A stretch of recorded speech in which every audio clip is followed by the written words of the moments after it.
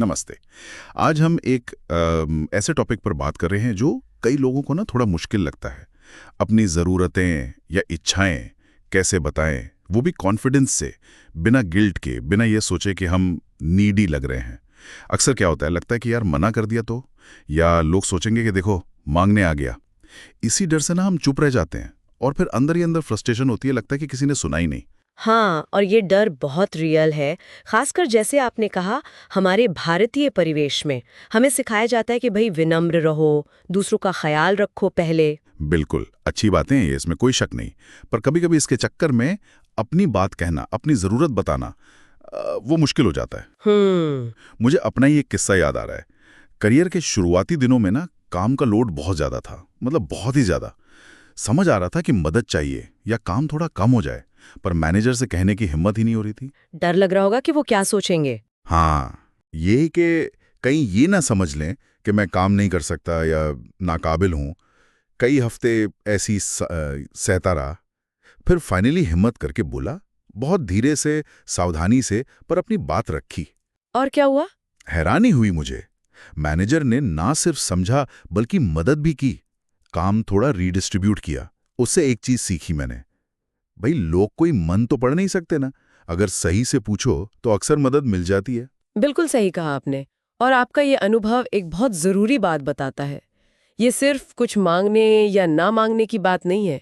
ये असल में क्या कहते हैं, क्लियर कम्युनिकेशन का मामला है। अपनी बात रखना, जिसे सेल्फ एडवोकेसी कहते हैं, और हेल्दी बाउंड्रीज बनाना, ये सब जुड़ा हुआ है। सही। तो चलिए इसको थोड़ा और खोलते हैं कि इफेक्टिव तरीके से कैसे पूछें, क्या करें। जो हमने देखा उसमें एक चीज तो साफ है, सबसे पहले चाहिए स्पष्टता, क्लैरिटी। हाँ, क्लैरिटी, बिल्कुल। आप असल में चाहते क्या हैं और क्यों चाहते हैं। अगर आप खुद ही श्योर नहीं है तो सामने वाला कैसे समझेगा। और अपना क्यों, मतलब रीजन पता होने से ना आपकी बात में दम आता है, कॉन्फिडेंस आता है। हाँ, जैसे वो उदाहरण था कि सिर्फ काम कम चाहिए नहीं बोलना। एग्जैक्टली वो तो बहुत वेग है। उसकी बजाय अगर आप कहें, मैं सोच रहा था कि क्या मैं एक्स वाला काम किसी और को दे सकता हूँ, ताकि मैं वाई प्रोजेक्ट पर फोकस कर सकूं, जो हमारी टीम के गोल के लिए जरूरी है, तो ये ज्यादा प्रोफेशनल और सोचा समझा लगता है। ये हुई क्लैरिटी की बात। इसके बाद क्या टाइमिंग भी मैटर करती है? ओह, बहुत ज्यादा। ये दूसरा पॉइंट है, सही समय और सही जगह चुनना। अब सोचिए कोई पहले से ही भागा दौड़ी में है, स्ट्रेस में है, और आप उसी वक्त कोई बड़ी सी रिक्वेस्ट लेके पहुंच जाए। हाँ, वो सुनेगा ही नहीं शायद, ये चिढ़ जाएगा। बिल्कुल। तो एक शांत माहौल देखें, सही वक्त चुनें, जब सामने वाला सुनने की स्थिति में हो। इससे ये भी लगता है कि आप उनकी सिचुएशन और टाइम की इज्जत करते हैं। अच्छा, और फिर आता है बात रखने का तरीका। ये बड़ा ट्रिकी लगता है मुझे। कई बार हम या तो बहुत लंबी चौड़ी भूमिका बांध देते हैं या फिर जरूरत से ज्यादा सॉरी सॉरी करते हैं। हाँ, ये होता है। जरूरत है अपनी बात को क्लियर, कंसाइज और रिस्पेक्टफुल तरीके से रखने की। घुमा फिरा के बात करने से या बहुत ज्यादा माफी मांगने से ना आपकी असल बात का वजन कम हो जाता है। तो सीधे पॉइंट पर आना है। हाँ, सीधे बताएं कि आपको क्या चाहिए।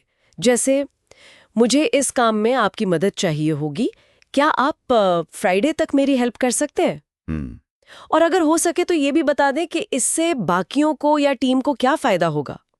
बस ये याद रखें कि ये एक रिक्वेस्ट है, इनविटेशन है, कोई हुक्म नहीं। लेकिन वो डर तो रहता ही है ना कि सामने वाला ना कह दे तो। बिल्कुल, और ये बहुत नेचुरल है।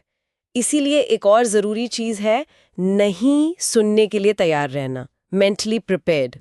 और इसे पर्सनल ना लें प्लीज। हो सकता है उनकी अपनी कोई मजबूरी हो, या उस वक्त वो सच में मदद ना कर पाए।